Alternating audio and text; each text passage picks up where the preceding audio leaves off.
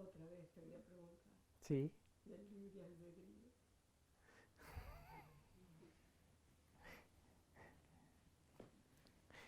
Y la respuesta más o menos así.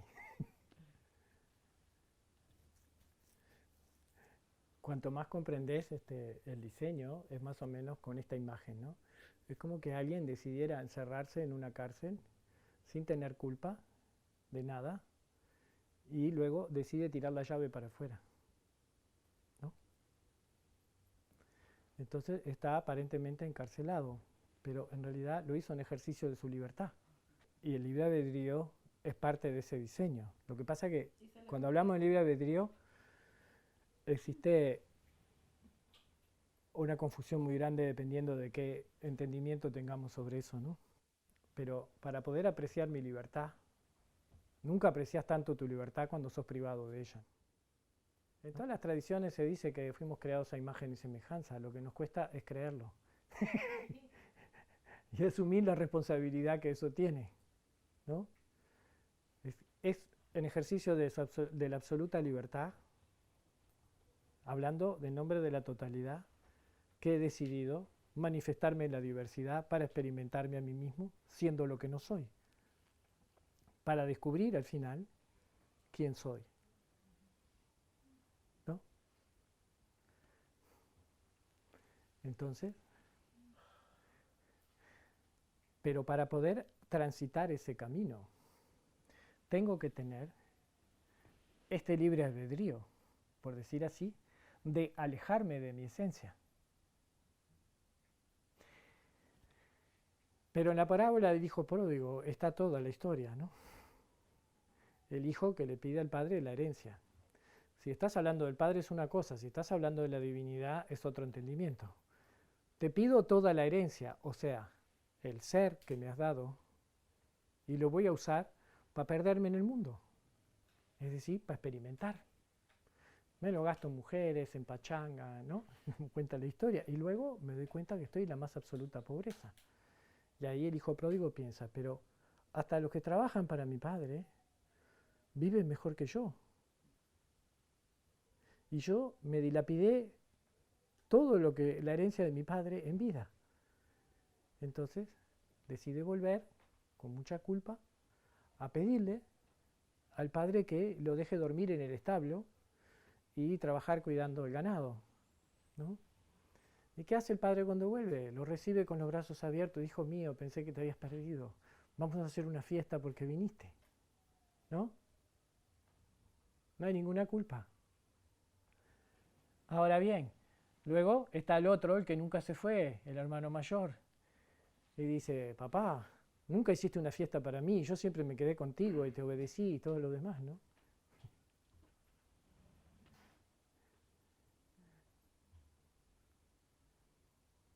¿Cuál quieren ser?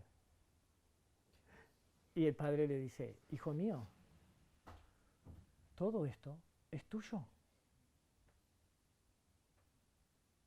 te lo di a ti. Pero el que realmente comprendió que todo eso era suyo fue el que lo fue a dilapidar. ¿Se entiende? Ajá.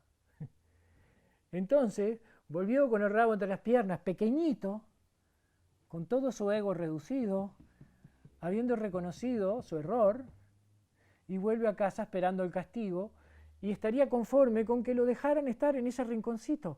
Pero el padre le dice, ¿todo esto es tuyo? Celebremos que volviste a casa. ¡Qué belleza!, ¿no? Y eso es lo que hacemos. Nos gastamos todo, luego descubrimos que nada era nuestro, que lo desperdiciamos y no sé qué, y nos parece que somos la última porquería, y en ese momento viene la revelación de nuestra verdadera divinidad, y que nunca se perdió nada. Fuerte, ¿no? Muy bien. Pero eh,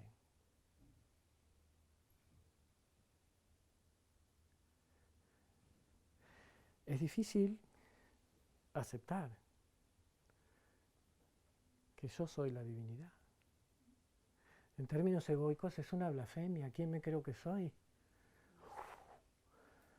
Y la idea de Dios omnipotente que hace cosas, Dios es la más absoluta humildad. Como no tiene ego, no precisa parecer nada. Simplemente es y solo es amor y dar amor y dar amor y dar amor y dar amor y dar amor. Y no se preocupa con que no lo sepas recibir o creas que sos pequeñito o que no servís para nada o que te creas el rey del mundo. No le interesa. Porque tú nunca dejaste de ser eso. Estás interpretando un personaje y te lo estás creyendo. Y todo eso está en tu mente. Resuelto ese pequeño tema, el tema de la libertad es un tema complejo de comprender. Porque te puedo decir, este cuerpo yo no lo elegí así, ¿no? Hay cosas que me gustaría cambiar, tener pelo y y el que es más bajo quiere ser más alto, y, ¿no? Ese juicio sobre cómo soy, ¿no? Y como soy, es maravilloso. Siempre. No, claro, porque hoy decía lo de en la tradición nativa, ¿no? Americana, esto de morir con el cuerpo sano, digamos, para hacer alimento de eso. Digo, y ahí hay como una intención de un cuidado Sí. que eventualmente va más allá porque vos decías esto, bueno, está, unos dilapidan, otros no dilapidan, uno no. Yo, por ejemplo, que fumo tabaco común y corriente, pila de veces me pongo en esa tesitura, ¿no? Digo, yo estoy enfermando, entre comillas, no sé cómo llamarlo, mi cuerpo, y podría evitarlo. Pero bueno, no tengo ganas de pasar por el esfuerzo, ¿no? O porque lo disfruto mucho cuando lo hago. Sí. Por momentos digo, bueno, así es como es, y bueno. Y en otro momento digo, no, esta conducta tendría que evitarla, por ejemplo, ¿no? Entonces, ¿hasta dónde, yo me pregunto, hasta dónde es mi ego diciendo, vos querés mejorar esto, que esta conducta que te viene así, y por otro momento digo, no, este cuerpo también me lo dieron para cuidarlo, ¿no? El truco es muy sencillo, las consecuencias siempre las pagas tú.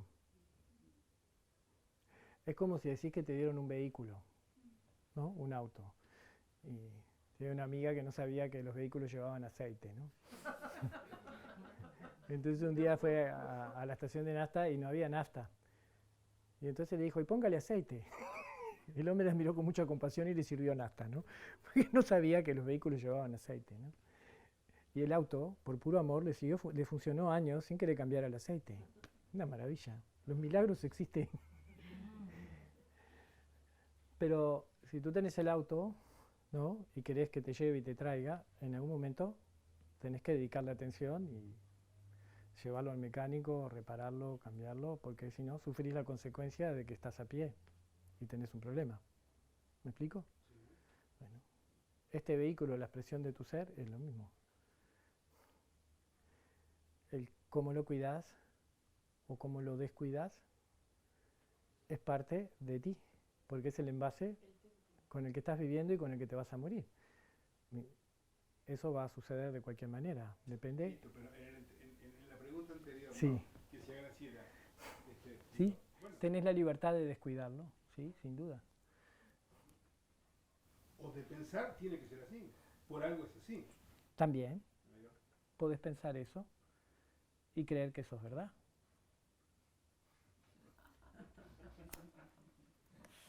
¿Y por qué no iba a ser verdad? Está, por supuesto, no quiero que dejes de creer que eso es verdad. No, de verdad no pero, creo en nada, digo, por eso. Pero la gente que, por ejemplo, es vegetariana, está muy bien con ser vegetariano, lo que está mal que andes desculpabilizando a la gente porque come carne. Y lo mismo al revés. Ahora en internet hay un coso muy gracioso de un tipo con vincha y todo, muy New Age, que habla de las bondades de la carne y de lo horrible que es comer vegetales, ¿no? Es muy gracioso, pero haciendo una parodia de los vegetarianos, ¿no? el tema es obsesionarte con cualquiera de esas cosas. ¿M? O con creer que... Porque si vas a meterte en el universo de las dietas y de las cosas más saludables, son tremendas. Porque todas dicen cosas diferentes y algunas tan contradictorias que decís, ¿a quién le creo, no? ¿No?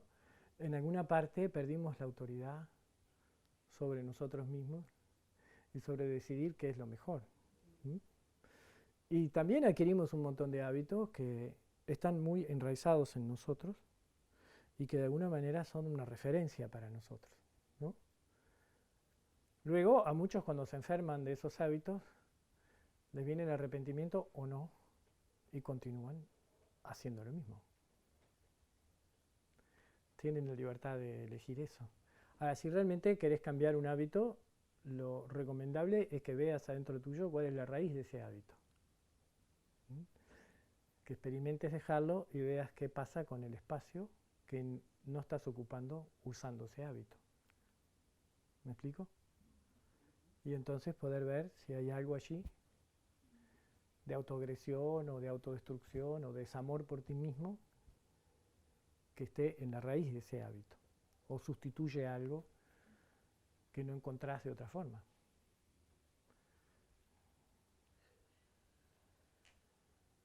Pero en general todo lo que haces perseguido por la culpa o lo que debería hacer te hace mal. Te hace más mal que el supuesto efecto que va a tener, ¿no? Como decía mi suegro y era muy sabio, lo que mata es la infelicidad.